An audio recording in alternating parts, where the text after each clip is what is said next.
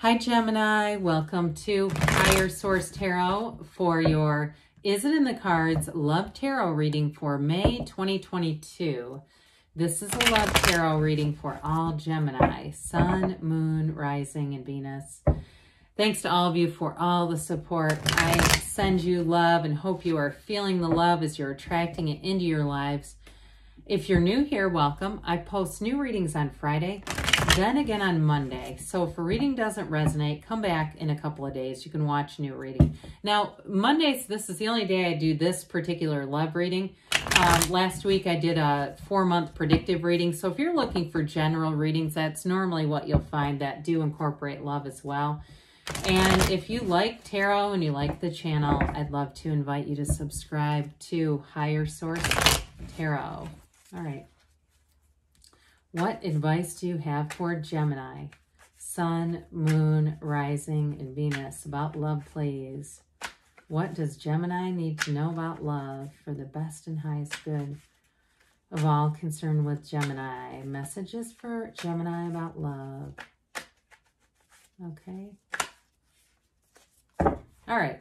So we will start by drawing 3 cards for your energy, 3 cards for the person you're attracting, 3 cards in the advice, and then we'll have the angel answers. 6 of Pentacles, or excuse me, how about 6 of Cups, Hermit, 7 of Swords. That's your energy. The person you're attracting has the Queen of Cups, Judgment, and the Sun. The advice is interesting. The Knight of Swords, the Lovers, and the Moon. Well, I'm going to say yes, it is in the card. Listen, you've got 5 major arcana here out of 9 cards. That's a big deal. You've got a very mature energy here. I do feel like if you've left a relationship abruptly, you could have a reconciliation. There's something about the speed to this, though. It does seem like whoever you're attracting has a wonderful energy. And there's a bit of a speediness to this, a new cycle that's going to bring in love for you. So with this, you have Virgo, Pisces, you've got Gemini, you've got Leo here too. So it's just going to be fun to read this.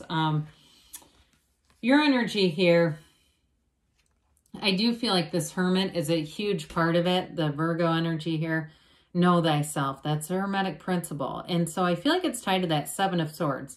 If you either have been in a relationship or relationships that were untrustworthy, they weren't mature energies, because there's something about this that says the past has not been on stable, mature ground. It's time. It's like you've got this tipping point. The Hermit brings in clarity and wisdom. That's also a cycle that when you conclude the energy of the Hermit, you come out of it with this wise knowing.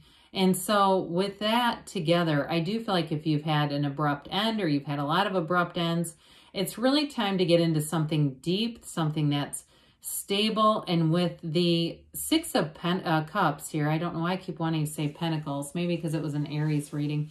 The 6 of Cups is definitely a reciprocal energy. It's love, it's nurturing each other, it's caring for one another in an unselfish way. And so there's no strings attached, there's no motive there. And so I feel like they're guiding you. That's what the Hermit does, really. The Hermit guides you with that lantern through the night. So I feel like you're being guided into the kind of relationship you've asked for. And it's going to be with somebody absolutely beautiful. So you have a synergy here. This is true happiness. It's gains. It's everything you've asked for, and it's self-mastery. You've got the Archangel Gabriel coming in, which I love here. So this is the person you're attracting.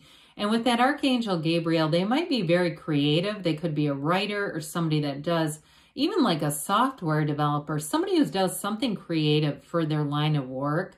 But they are emotionally available. They make a wonderful confidant.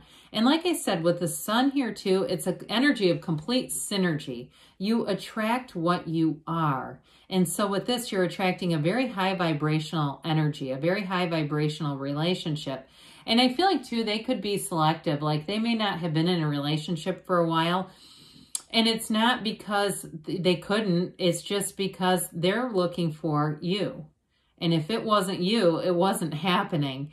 You know, with the Sun card, it's a hell yes card. It's a card of pure positivity.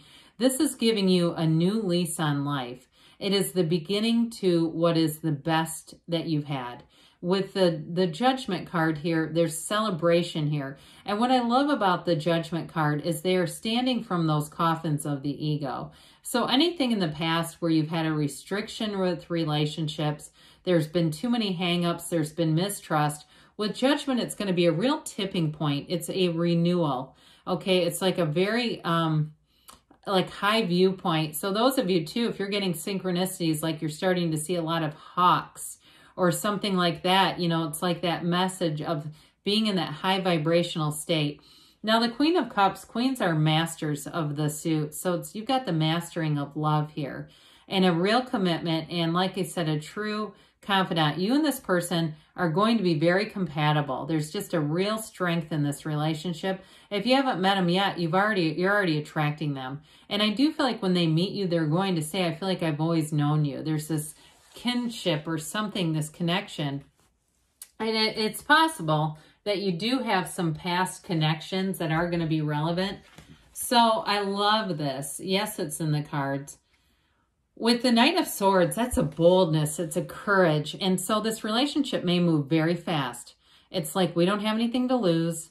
We're moving forward. We're two mature people. We know what we want. And, you know, there's no timeline. There doesn't have to be a proper timeline when the heart knows what the heart wants and you've got a soulmate connection. So with the Knight of Swords too, Knight's coming to get things done. So it's the absolute truth. Again, it's delivering things in this platform of just being built on honesty. And so with the Lovers here, you've got the Archangel Raphael too. So we've got Raphael, Gabriel showing up. They're telling you this relationship is being divinely guided. And it's all begins with you. Is it the right relationship? Yes, that's what the Lovers means. The Lovers is also called the Choice in some decks. But I do feel like there's not that much of a choice going on because the energy is so strong. It's like almost undeniable. But with the Lovers, it really is a true attraction. It's that right relationship. It is an absolute match made in heaven. Whoever this is that you are attracting. Like I said, there's a high compatibility here. Now you do have fertility here too. So some of you too, even if you have like a blend, like one of you has a child or something, I just feel like it's going to be very compatible. It's all here for the right reasons. And with the moon always mirrors the sun. So you actually have the sun here in 3 different cards, which is unusual. You don't see the sun in that many cards. They're telling you it's a dawn of a new day. You've got a new beginning coming. And with that moon energy, it rains down those yods or yads of the tarot. Either pronunciation acceptable, folks. And with that, it's the first letter of the name of God. So there's like something here. It feels like divination is part of this. I mean, it's really strong. And you also have the seat of the soul, source energy. So, you know, keep this in mind because when you're in alignment with source, your soul does the guiding. We're not working with the mind. We're not looking for problems. We're looking for love. We're attracted to each other because we come from source energy.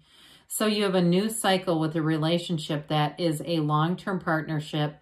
It's, like I said, very compatible energy. There's real love here. There's passion.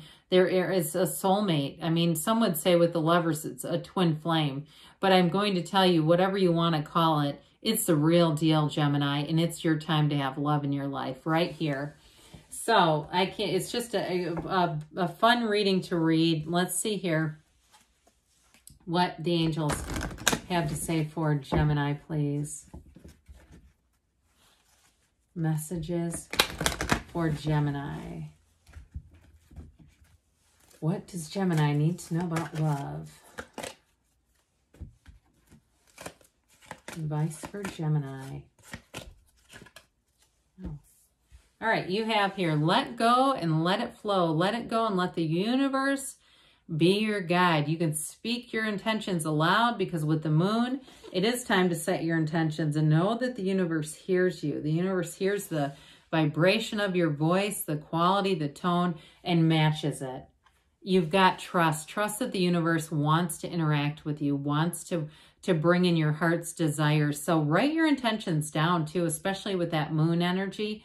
It's that new cycle that's going to bring in exactly what you've asked for. So in this case, a lot of times when we get frustrated, we say go general, but in this case, I'd be specific.